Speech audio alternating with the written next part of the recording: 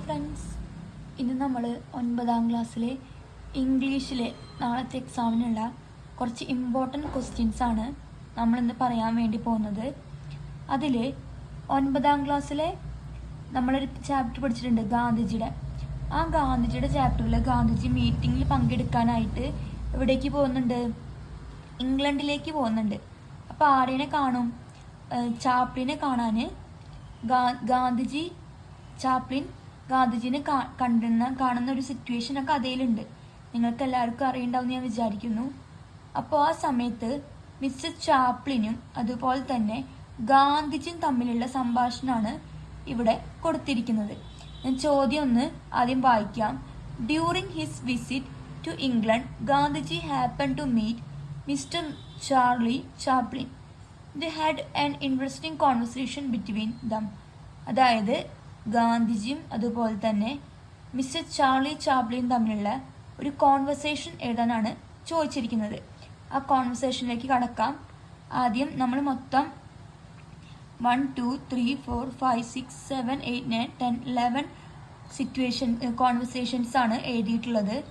ആദ്യത്തത് Gandhiji: welcome mister Chaplin, please be seated. അപ്പോൾ ഗാന്ധിജി പറയുകയാണ് എന്ത്? അദ്ദേഹത്തിനെ വെൽക്കം ചെയ്തിട്ട് ഇരിക്കാൻ വേണ്ടിയിട്ട് പറയും.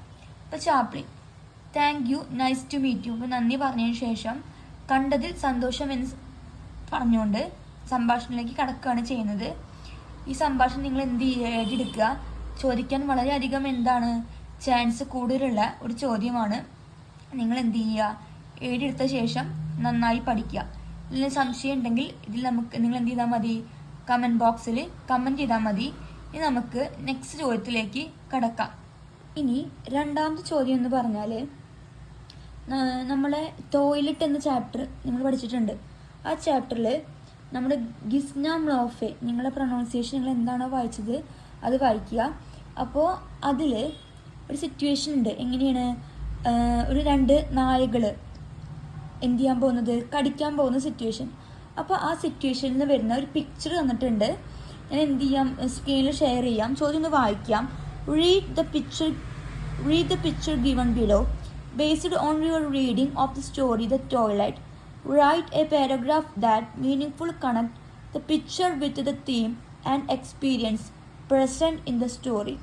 അതായത് ആ ചിത്രത്തിൽ പറയുന്ന സിറ്റുവേഷൻ എന്ത് ചെയ്യാൻ?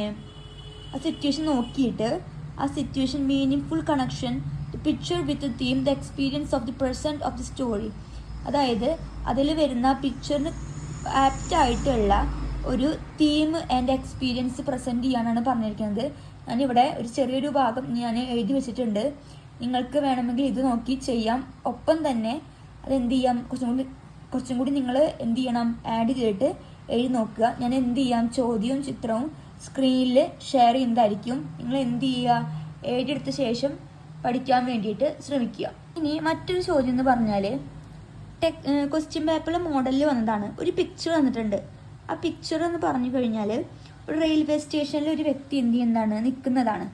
അപ്പോൾ ആ ചിത്രത്തിന് അനുയോജ്യമായിട്ടുള്ള ഒരു ഷോർട്ട് സ്റ്റോറി എഴുതാനാണ് നമ്മളോട് പറഞ്ഞിരിക്കുന്നത്. അപ്പോൾ ഷോർട്ട് സ്റ്റോറി ഞാൻ എഴുതിയിട്ടുണ്ട്. ഇത് റെയിൽവേ സ്റ്റേഷൻ ഹെഡിങ് കൊടുത്തു. ശേഷം ഒരു ചെറിയൊരു രൂപത്തിൽ ഞാൻ എന്ത് എഴുതാണ് ചെയ്തിരിക്കുന്നത്. നിങ്ങൾക്ക് ഈ സ്റ്റോറി വേണമെങ്കിൽ നിങ്ങളൊന്ന് വായിച്ചിട്ട് പഠിക്കാൻ ശ്രമിക്കണം. അല്ല എങ്കിൽ നിങ്ങൾ എന്ത് ചെയ്യുക? ഒപ്പം മറ്റൊരു സ്റ്റോറി എഴുതി നോക്കാൻ വേണ്ടിയിട്ട് ശ്രമിക്കുക. ഞാൻ എന്ത് ചെയ്യാം? ആ ചിത്രം സ്ക്രീനിൽ ഷെയർ ചെയ്യാം. ഇനി മറ്റൊരു ചോദ്യം നോക്കാം. അതിലെന്താ പറയുന്നത് വെച്ചാൽ, കുറച്ച് ഫില്ലിങ് ദ ബ്ലാങ്ക്സ് ആണ് ചെയ്യാനുള്ളത്. അതിൽ കുറച്ച് ഫ്രേസൽ വെർബ്സ് ബ്രാക്കറ്റിൽ തന്നിട്ടുണ്ട്. ആ സെൻറ്റൻസിൽ ഓരോ ഭാഗത്തും മാച്ചായിട്ട് വരുന്ന ഫ്രേസൽ വെർബുകൾ എഴുതാനാണ് പറഞ്ഞിരിക്കുന്നത്. ചോദ്യം ഞാൻ എന്ത് ചെയ്യാം? നിങ്ങൾക്ക് വേണ്ടിയിട്ട് സ്ക്രീനിൽ ഷെയർ ചെയ്യാം. അതിൽ കുറച്ച് ഫ്രേസൽ വെർബുകൾ ബ്രാക്കറ്റിൽ തന്നെ മീനിങ് ഞാൻ ആദ്യം എഴുതിയിട്ടുണ്ട്. Set off, to begin a journey, അതായത് ഒരു യാത്ര ആരംഭിക്കുക. Put across, to express or communicate idea, നമ്മുടെ ആശയങ്ങൾ കമ്മ്യൂണിക്കേറ്റ് ചെയ്യുക. ഇനി turn down, reject or refuse, നമ്മൾ വേണ്ടാന്ന് വെക്കുക, ഒഴിവാക്കുക എന്നൊക്കെ അർത്ഥം വരും. Put down, to suppress or control by force, നമ്മൾ അതിന് ഫോഴ്സ് മുഖാനൊക്കെ എന്ത് ചെയ്യുക? ഒരാളെ കൺട്രോൾ ചെയ്യുക. ഗോ ഓൺ, ടു കണ്ടിന്യൂ തുടരുക. Put up with, to tolerate സഹിക്കുക. ഇനി ഇത് ഉപയോഗിച്ചുള്ള ചോദ്യമാണ് നമുക്ക് ചെയ്യാനുള്ളത്. അതിൻ്റെ ചോദ്യം ഞാൻ എന്ത് ചെയ്യാം, വായിക്കാം, ഒപ്പം സ്ക്രീനിലും എന്ത് ചെയ്യാം, ഷെയർ ചെയ്യാം.